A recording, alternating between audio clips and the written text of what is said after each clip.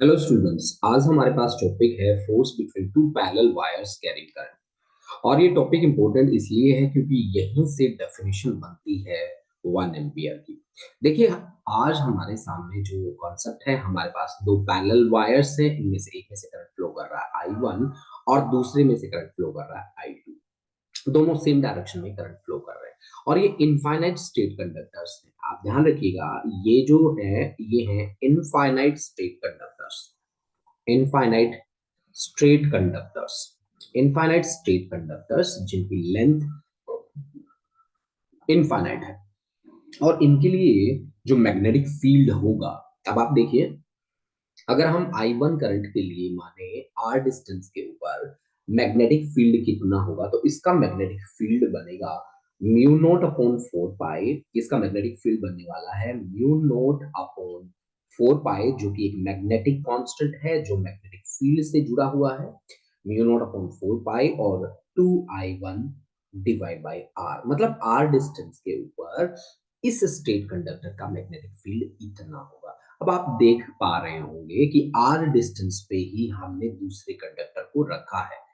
अब आप एक बात देखिए कि हमारा C2D2 B1 मैग्नेटिक फील्ड के अंदर लाई करता है। अब ये करंट कैरिंग कंडक्टर है जो मैग्नेटिक फील्ड B1 में लाई करता है। मतलब I2 जो है वो ऐसा करंट कैरिंग कंडक्टर है जो B1 के अंदर लाई करता है। अब जैसे ये B1 में लाई करता है तो कॉन्सेप्ट आता है force experienced by a straight conductor when placed in uniform magnetic field, and that is nothing but equal to क्या, ये फोर्स हम जो एक्सपीरियंस करेगा वो मान लेते हैं F2, that is BI L sine theta. L और B के बीच का एंगल है थीटा, जो आप क्लियरली यहां से देख सकते हैं। अगर आप राइट हैंड थंब रूल का यूज करें, मैग्नेटिक फील्ड को ड्रॉ करें, तो वो मैग्नेटिक फील्ड कंडक्टर कैसा निकलता दिखेगा, परपेंडिकुलर, राइट ना।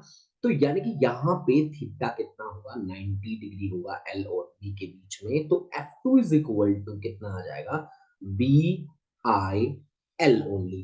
अब B कौन सा है, मैग्नेटिक फील्ड B1, और करंट कौन सा है I2। तो यानी कि आपके पास जो फोर्स आ गया F2 that is equal to B1। B1 का वैल्यू है म्यू नोट अपॉन 4 पाई, ये तो मैग्नेटिक कांस्टेंट हो गया जी, ठीक है। 2I1 डिवाइड बाय कितना R और इनटू I2 और इनटू L, यानी कि यहां से फोर्स पर unit length F2 divide by L that becomes equal to mu naught upon 4 pi 2I1 I2 divide by R।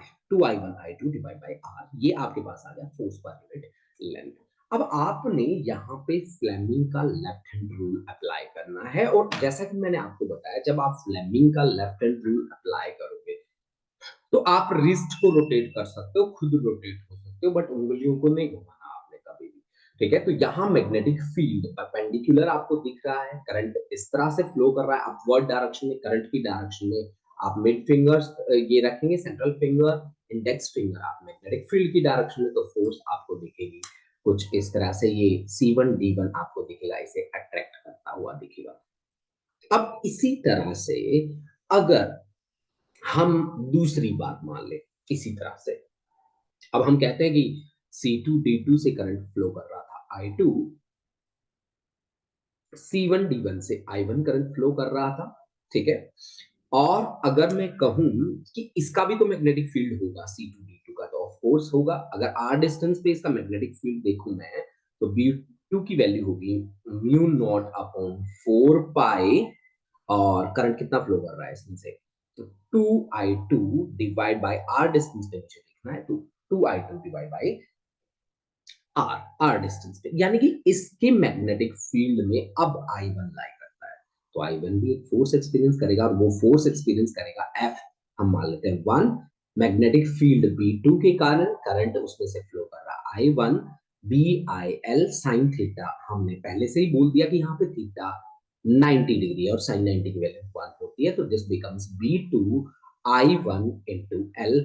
तो यहां से भी फोर्स पर यूनिट लेंथ की वैल्यू बन जाती है B2 I1 के इक्वल, और B2 की वैल्यू आपके सामने है तो अगर आप ये वैल्यू रखें तो आपके पास आ जाएगा म्यू नॉट अपॉन 4 पाई, तो देखो मैग्नेटिक कांस्टेंट है 2I1 I2 divide bye are, ठीक है ना जी, डिवाइड बाय आर। अब आप फ्लेमिंग का लेफ्ट हैंड रूल यहाँ पे फोर्स को निकालने के लिए कीजिए, ठीक है ना। आपने मैग्नेटिक फील्ड की डायरेक्शन ये राइट हैंड थंब रूल का यूज करके निकाली है, आपने right hand thumb rule, thumb rule का यूज करके आपने ये डायरेक्शन निकाली है, ठीक है ना, राइट हैंड थंब रूल का यूज करके।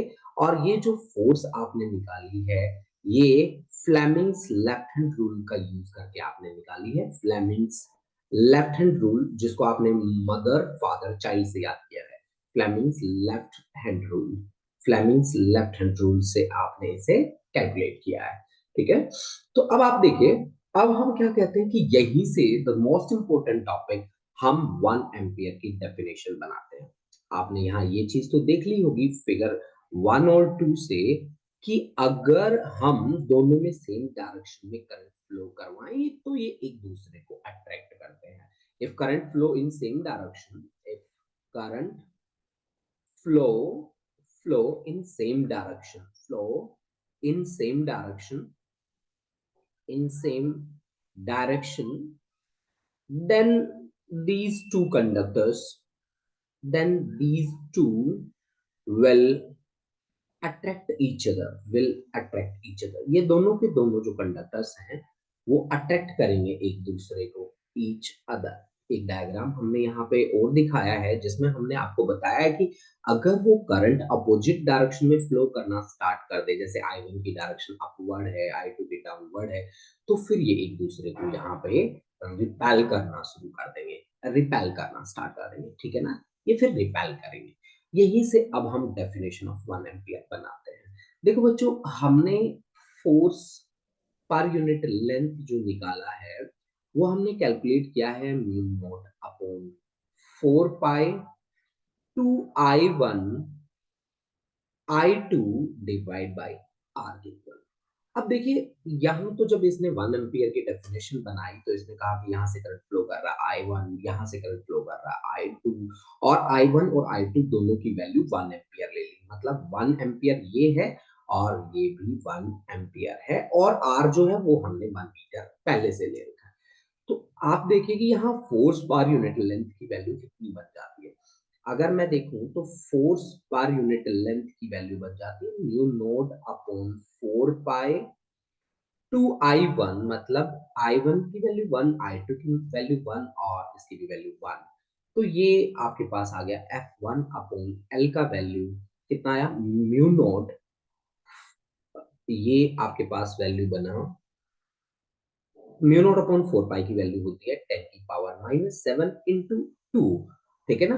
तो यानी कि यहाँ पे फोर्स पर यूनिट लेंथ जो बनी वो बनी 2 इंटू 10⁻⁻7 न्यूटन पर मीटर। अब आप एक चीज देखो, यही जो डेफिनेशन है ये यहाँ लिखी गई है कि 1 ampere is that much current which when flowing through each of the two parallel linear conductors placed in free space at a distance of 1 meter। देखो हमने डिस्टेंस कितना लिया, 1 metre from each other, will attract और repel each other with a force of, देखो यही force हमारी है, with a force of newton per metre, right ना, न्यूटन पर मीटर, तो न्यूटन पर मीटर हमारे पास भी है ऑफ देयर लेंथ। तो यहां से आप लोगों ने 1 एम्पियर की डेफिनेशन बनानी है बच्चा पार्टी।